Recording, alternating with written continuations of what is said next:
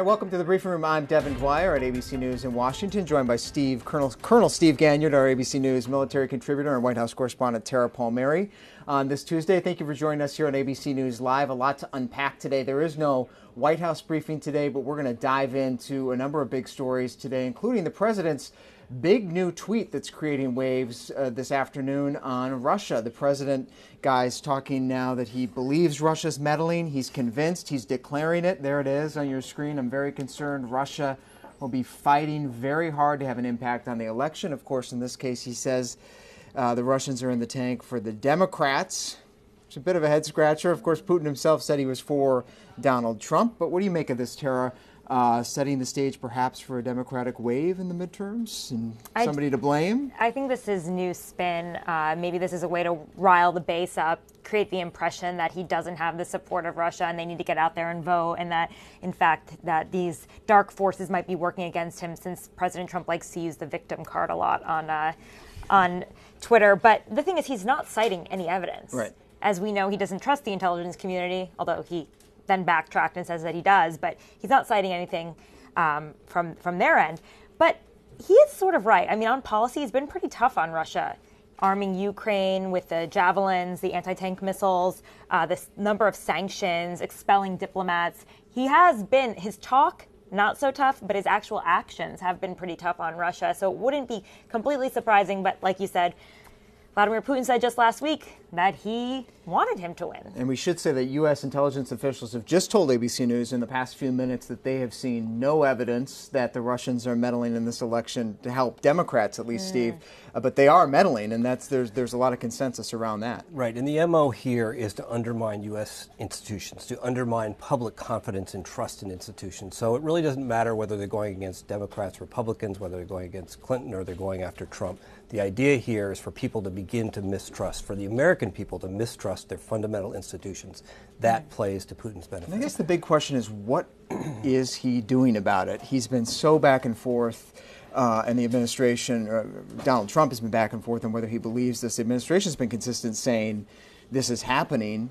But what do you see, Steve? You're sort of pretty plugged in the national security world. What are they doing now to prevent this or stop this? It's a very coordinated campaign. So they're using our own social media against us. They're using various parts of the American public that are already mistrustful of American institutions. But the whole idea here in this undermining of the U.S.'s credibility internally, but also externally, to create this turmoil where people say, look at the turmoil in the U.S., so allies trust us less.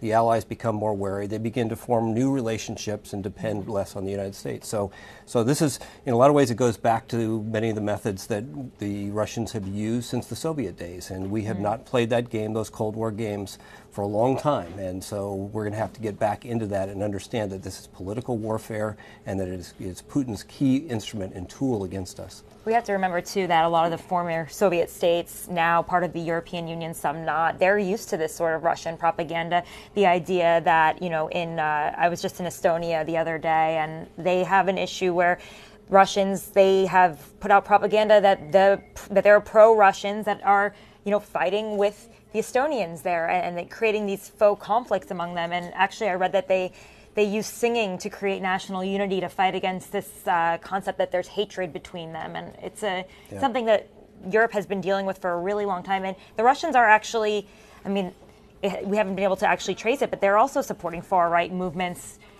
not just in word, but possibly, financially, like Marine Le Pen in France and the Brexit movement and in the UK. A lot of division here at home over this issue of the Russians, a lot of division. You're just back from Europe and the NATO summit. You're talking about some of those divisions that we're starting to see between the U.S. and allies. Tomorrow is a very big day for the United States and the EU. The president holding something of a mini summit of his own. The EU commissioner coming to talk about trade. That's our next topic today, guys, is tariffs. The president's been tweeting that tariffs are the greatest. And Tara, you and I just a little while ago were meeting with the ambassador of the EU here in the United States, and he's concerned about this summit and what Donald Trump will do when it comes to this trade war that's escalating. It seems like the Europeans are coming into this in kind of I guess, not so much of a weak position. I mean, they're coming here basically begging President Trump not to actually implement these tariffs against car makers. You know, we always hear him railing against German car makers. It's something that he talks about privately and publicly. He thinks that we're not getting a fair deal. And so it seems like they're coming with some options. You know, the idea of possibly eliminating car tariffs across the board to make sure that he doesn't actually end up, you know, changing the game and putting a 20% tariff on European cars. Or the other option was a limited free trade agreement, but, you know, it's very technical. President Trump still needs to buy into this idea, but the idea that U.S. officials I've spoken to have said is that it just doesn't go far enough. And the bottom line, the Europeans say they don't even know what the president wants. He wants a political fight. And actually, we have a little bit of sound. The president spoke about this tariff fight a little bit earlier. Let's take a listen. What the European Union is doing to us is incredible. How bad? They made $151 billion last year, our trade deficit with the European Union. They sound nice, but they're rough. They're all coming in to see me tomorrow. They're all coming to the White House. I said, you have to change. They didn't want to change. I said, okay, good. We're going to tariff your cars. They send millions of cars. Mercedes, all of them. BMW, so many cars. I said, we're going to have to tariff your cars. They said, when can we show up? When can we be there? Would tomorrow be okay? No, folks, stick with us. Stick with us.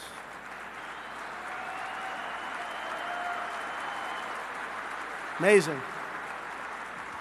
But remember, they have the biggest, best, strongest lobbyists, and they're doing a number. Just stick with us. Don't believe the crap you see from these people, the fake news. President drawing some applause there at the VFW from his supporters in Kansas City. But let's bring in our Allie Rogan, Senate producer, who's staked out outside of Senator Rand Paul's office. She's been talking to Republican senators today. Allie, great to have you with us. Give us a bit of the flavor, what you're hearing from Republicans about this trade war that's escalating today. Devin, Republican senators from farm states didn't like it when the president imposed these tariffs to begin with, and now they don't like the fact that he's proposing another $12 billion to help aid them. Senators today are telling me, and again, mostly Republicans are saying this is a problem that was created by the president, and now he's proposing a solution to a problem of his own creating. And they say that farmers who come to visit with them, we heard this sort of chant from a few senators who said, trade, not aid. These farmers simply want to sell the fruits of their labor, and they don't want, or they want the least amount of government intervention that they have to deal with. In terms, though, of solutions and how to address this in Congress, I don't know that you're going to see very much. The Senate is currently still working on its annual farm bill that includes aids to farmers. So I don't really think there's going to be anything they're going to do in the short term that's meant to repudiate the president's new advancement on this issue. Okay, Allie, thanks. The Republicans' hands are tied there. They can only go so far in pushing back on the president. But let's bring in Catherine Faulders over at the White House. Catherine, Allie alluding there to a $12 billion emergency aid plan that the administration rolled out today to basically pay farmers who are going to get hit in this trade war. That is not going over well with Republicans. A lot of talk of this becoming something of a Soviet state, not something you hear usually from Republican senators talking about a Republican president. Yeah, that is not something you hear frequently up there. But Devin, you mentioned this $12 billion. This is the first action the president has taken to protect farmers. But the irony here is that this is a trade war that the president started. As Allie was kind of talking about, this $12 billion bailout, it doesn't need congressional approval. The USDA, Sonny Perdue, told reporters today that this is actually a necessary fix to the damage from what he called illegal retaliatory tariffs by China and other countries. But really the big irony here is that this is something created by the president, yet they're saying it's in response to the illegal behavior by China and other countries. Okay, well, I know you'll be watching it tomorrow. Catherine, stand by there. We're looking at the Dow is up despite this news today. So perhaps the market's absorbing some of this ahead of time. They knew this fight is coming.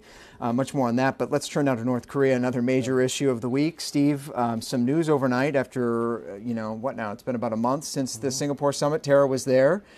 Very limited movement by North Korea on some of their promises, but now perhaps we're seeing some dismantling of part of their apparatus. So these are new satellite images. New satellite images, 38 North, the terrific think tank that does the analysis of these images, shows that they're beginning to dismantle their satellite testing facility. So that would have been equivalent to sort of an ICBM sort of test site. Now, they have been testing rocket engines for some of their medium-range ballistic missiles and intermediate ballistic missiles there. So this is some progress. It's not irreversible. Have rockets that work. Do they need? So this may be the idea. Maybe Kim Jong-un say, "Look, I proved it.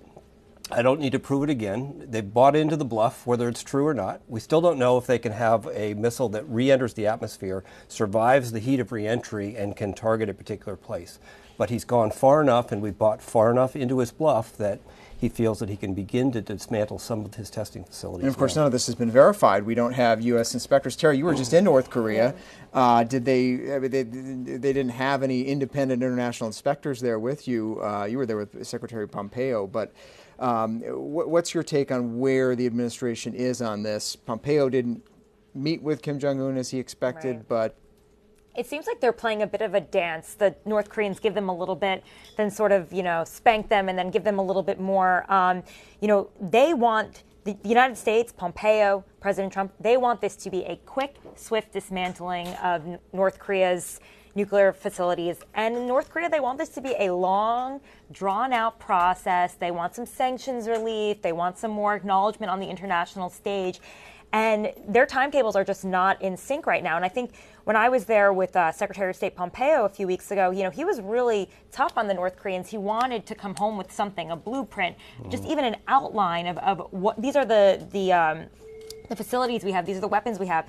And he couldn't get that. And in fact, he was supposed to meet with Kim Jong-un, and it didn't happen. And the fact that the Secretary of State goes halfway across the world to meet with Kim Jong-un. And when Kim Jong-chol came to Washington, he met with the President of the United States. But we couldn't have our Secretary of State meet with Kim Jong-un? So this is nothing new. This is right out of the Kim playbook. It goes back to his father and his grandfather. They will tell us one thing, they will lie, they will obfuscate, and they'll change. And they're not in any hurry. And in fact, the President says there's no rush now. And he's giving him all the cards because he wants it so badly and they can sense it, don't you think? So we're also seeing intel reports that the price of gas is dropping in North Korea, which means that the sanctions are beginning to leak. So whether the Chinese are deliberately easing off on the sanctions, whether people are saying, oh, something good's going to happen, so we can start opening the black market again, this is the problem. Because if we take the heat off, then there's nothing to continue to get the North to bargain in good faith. So give us your near-term forecast, Steve. What are you expecting in the next couple of months on this storyline? Will we just kind of continue in this pattern where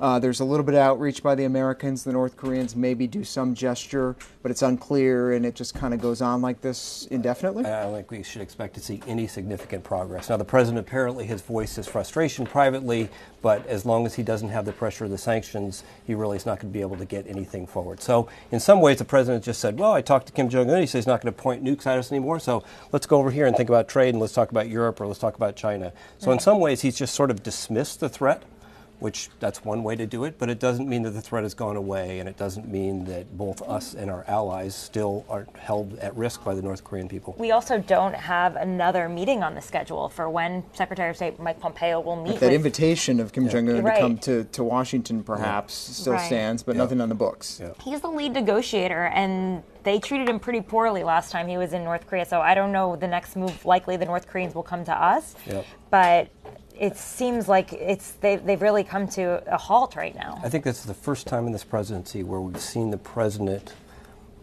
in danger of appearing foolish, of being taken. I can't think of any other place. I mean, maybe on the tariffs, maybe with China, but in this case, if there's no movement and Kim continues to play him the way that he is, it'd be very interesting to see how President Trump reacts to being played. It's a weighty warning, but the president's celebrating those new images on North Korea out overnight. And finally, we wrap up today with a little news out of the West Wing and a business headline. Ivanka Trump, the senior advisor to President Trump and first daughter, of course. Her brand is closing for good. The clothing and fashion line that she built up, in fact, just started selling products online this year, is now shuttering in light of weakening sales. Let's go back to Catherine Faulders at the White House for some reaction on this. Catherine, I know you have been following a little bit about the the story. There was all that controversy when she took her post, had to step away from the company, and now calling it quits. Yeah, Devin, she said she wants to focus more on policy, her work in Washington. Now, it's been rumored for a couple months that this was probably happening. Well, today was the day she released that statement saying that, you remember last year that Nordstrom and Neiman Marcus also said they would no longer carry her collection. You see that statement from Ivanka on the screen. These two department stores said they would no longer carry her collection, citing performance in their stores. Of course, the president tweeted that Nordstrom had treated Ivanka so unfairly. But that news coming today, and Ivanka Trump says that following her time in Washington, she doesn't know whether she will return back to retail or not, so still leaving that door open. A lot of questions about the closure of that brand and what deals she may have made behind closed doors. We do know, Tara and I were just talking, sales down significantly since she took office. Catherine Faulders over at the White House, thank you so much, and thank you for watching here on this busy Tuesday in the briefing room. Hope you follow the latest in this and all the stories we talked about today in the ABC News app and at abcnews.com. For Steve Ganyard, Tara Palmieri, I'm Devin Dwyer. We'll see you next time.